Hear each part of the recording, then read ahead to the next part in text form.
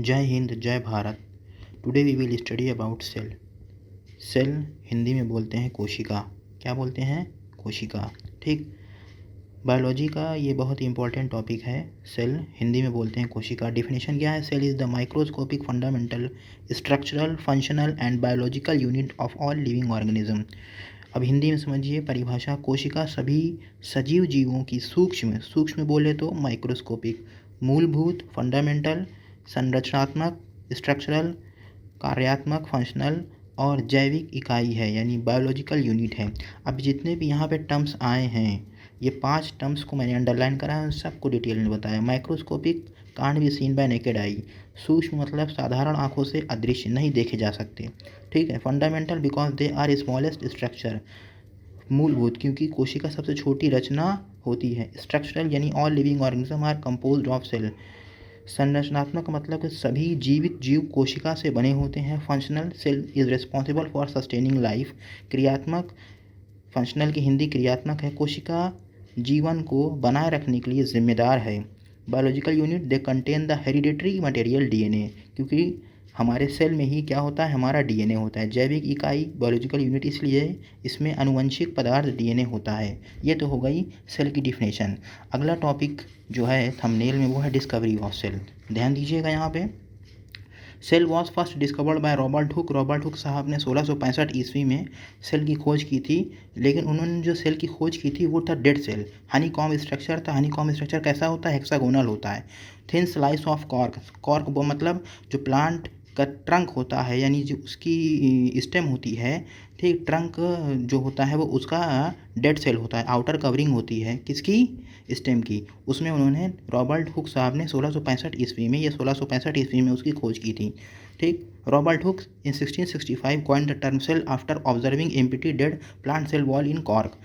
उसके बाद आते हैं एंटोन वैन लियोन हुक, 1674 ईस्वी में first to observe living free moving cell, पहला जिंदा सेल इन्होंने खोज किया बैक्टीरिया, एल्गी, प्रोटोजोआ में। उसके बाद आता है रॉबर्ट ब्राउन साहब। रॉबर्ट ब्राउन साहब ने कोशिका केंद्रक यानी discovered nucleus with in a plant cell. उसके बाद आते हैं Matthias Schleiden and Theodor Schwann, 1838 और 1839 ईस्वी में। ये लिविंग ऑर्गेनिज्म कहते हैं कि जितने भी लिविंग ऑर्गेनिज्म हैं वो सेल से बने होते हैं। उसके बाद आते हैं रुडोल्फ विर्चॉ। विर्चॉ साहब 1855 ईस्वी में कहते हैं कि all cell arises from pre existing cell, यानी जितने भी सेल होते हैं वो पूर्व से मौजूद, पहले से मौजूद जो सेल हैं उनसे ही उत्पन्न होते हैं। उसके बाद आता है J.E. पुरकिंजे, 1839 ईस्वी में डिस्कवर करते हैं किसको? प्रोटोप्लाज्म को। प्रोटोप्लाज्म को हिंदी में कहते हैं जीव द्रव्य। ये हो गई सेल की डिस्कवरी यानी कोशिका की खोज। अब अगला टॉपिक आता है सेल थ्योरी, सेल सिद्धांत। ये थंबनेल में सारे टॉपिक जिस क्रम में है, जिस सीरियल में, उसी हिसाब से मैं बता रहा हूँ। हिंदी इंग्लिश माध्यम में दोनों पढ़ाता हूँ, इसलिए कहता हूँ कि इस चैनल को सब्सक्राइब कर लीजिए। Key principles of cell theory. All organism are made up of cell. Cell is either unicellular और मल्टीसेलुलर। अगर सिंगल सेल होगा तो क्या होगा? यूनिसेलुलर। अगर बहुत से सेल होंगे तो क्या होगा? मल्टीसेलुलर। ठीक। With cell as the basic building block. Second point है जो हमारा सेल थ्योरी का, वो है cell are the unit of life. They are the smallest structural and functional unit of life. ठीक है। थर्ड है हमारा cell arise from pre existing cell. यही कहा था किसने? रॉबर्ट विर्चॉ साहब ने। ठीक। पिछले हमने पेज में डिस्कवरी ऑफ सेल में बताया था कि रॉबर्ट विर्चॉ साहब ने कहा कि जितने भी सेल हैं वो प्री एग्जिस्टिंग सेल से, पहले से मौजूद सेल से उत्पन्न होते हैं। New cells are produced only through the division of existing non living cell, not from the non living matter. ठीक है। जितने भी सेल हैं, new cells are produced only through the division of existing living cells not from non living matter. अब बात आती है smallest cell. ये सवाल अक्सर पूछता है, ठीक, कंपटीशन में या किसी भी परीक्षा में पूछ लेता है। स्मॉलेस्ट सेल क्या है? Mycoplasma bacterium, 0.1 to 0.3 micrometre. उसके बाद लार्जेस्ट सेल इन जनरल की बात हो रही है अभी, ठीक, ostrich egg 15 centimetre multiplied by 13 centimetre. ये शुतुरमुर्ग का अंडा सबसे बड़ा जो है सेल है, कोशिका है। Longest cell neuron nerve cell can exceed 3 metre, example in giraffe. अब ह्यूमन बॉडी की बात होती है। अगर ह्यूमन बॉडी का सवाल करता है तो स्मॉलेस्ट सेल हो जाएगा हमारा स्पर्म। ठीक। स्मॉलेस्ट सेल क्या हो जाएगा? Sperm, about 4 micrometre. Largest cell क्या हो जाएगा? Ovum, about 0.1 millimetre. और थर्ड है longest cell neuron up to 1 metre. ये बात हो गई सेल थ्योरी की। ठीक। सेल थ्योरी में 3 अहम पॉइंट हैं और उसके बाद smallest cell, largest cell, longest cell, उसके बाद ह्यूमन बॉडी में स्मॉलेस्ट सेल, लार्जेस्ट सेल और लॉन्गेस्ट सेल। ठीक, ये हो गई बात सेल थ्योरी की। अब आता है types of cell. Types of cell जो हैं वो मेनली 2 टाइप्स हैं। Cell are classified into 2 main types based on their structure and presence of nucleus. पहला है प्रोकैरियोटिक सेल। ठीक, simple no nucleus, example bacteria. Prokaryotic cell जो होते हैं उनमें न्यूक्लियस नहीं होता है। They are single celled organism that like a membrane bound nucleus and organelles.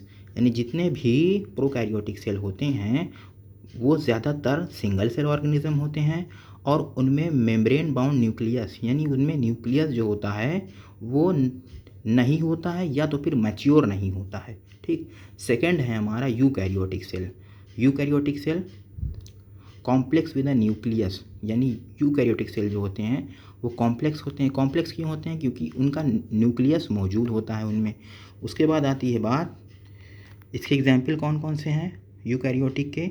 Example plants, animal, fungi.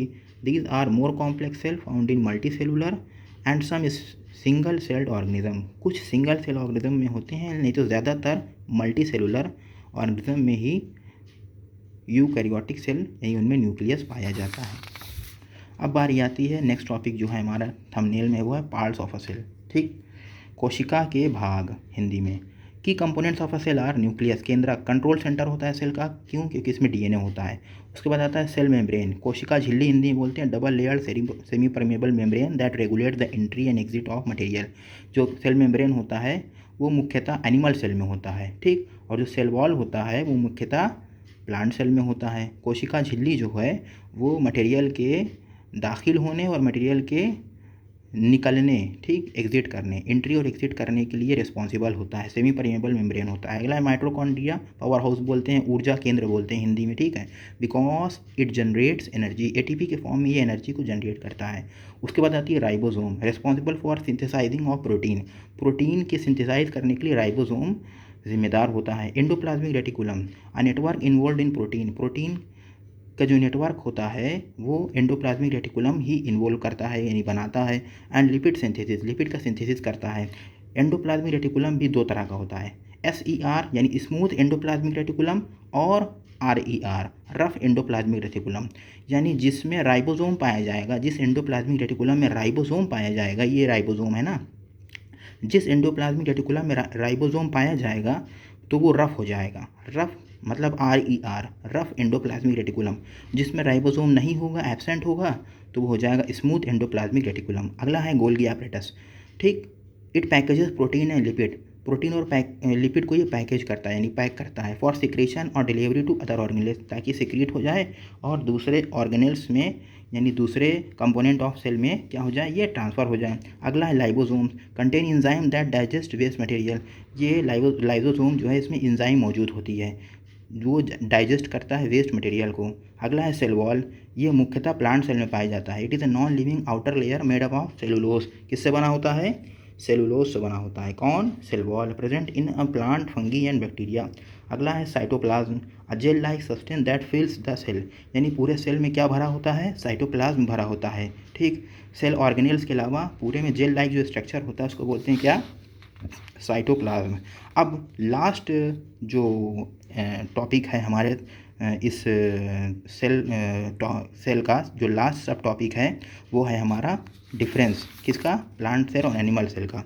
ये देखिए, ये है प्लांट, ये इधर देखिए, ये है प्लांट सेल, ये है एनिमल सेल। अब ध्यान दीजिएगा, कुछ कुछ चीज़ें दोनों में होती है, जैसे माइक्रोट्यूब्यूल्स दोनों में है, राइबोसोम दोनों में है, स्मूथ एंडोप्लाज्मिक रेटिकुलम क्योंकि राइबोसोम एब्सेंट है, mitochondrion nucleus rough endoplasmic reticulum. RER इसलिए है क्योंकि इसमें राइबोसोम मौजूद है। एंडोप्लाज्मिक रेटिकुलम में जब राइबोसोम मौजूद होता है, प्रेजेंट होता है, तो वो RER हो जाता है। पेरिक्सोसोम, गोल्गी बॉडी यानी Golgi apparatus, vacuole, cell membrane और साइटोप्लाज्म, ये चीज़ें जो हैं वो सेम होती है एनिमल सेल में भी और प्लांट सेल में भी। किसमें? सेम होती है, एनिमल सेल में भी और प्लांट सेल में भी। लेकिन कुछ चीज़ें ऐसी होती हैं जो सिर्फ एनिमल सेल में होती हैं, कुछ चीज़ें ऐसी होती हैं कुछ कंपोनेंट ऐसे होते हैं जो सिर्फ प्लांट सेल में होते हैं, जैसे सेल वॉल किससे बनी होगी, सेलुलोज से होगी बनी, ठीक है। रिजिड होती है, हार्ड होती है, समझ लीजिए टाइट होती है, सिर्फ किस में पाई जाती है, प्लांट सेल में पाई जाती है। क्लोरोप्लास्ट किस में पाया जाता है, सिर्फ प्लांट सेल में पाया जाता है। अमीलोप्लास्ट किस में पाया जाता है, सिर्फ प्लांट सेल में पाया जाता है, ठीक। एनिमल सेल में क्या पाया जाता है, लाइजोसोम, और क्या पाया जाता है, सेंट्रियोल। तो ये हो गया दोनों का डायग्राम और दोनों में फ़र्क, ठीक। उम्मीद करता हूँ आप सभी को समझ में आया होगा, ठीक। वीडियो अच्छी लगी हो तो लाइक करिए और चैनल को सब्सक्राइब करिए और दुआओं में हमको जो है याद रखिए, ताकि आइंदा हम वीडियो बनाते रहें। जय हिंद, जय Bharat. Thank you and have a nice day.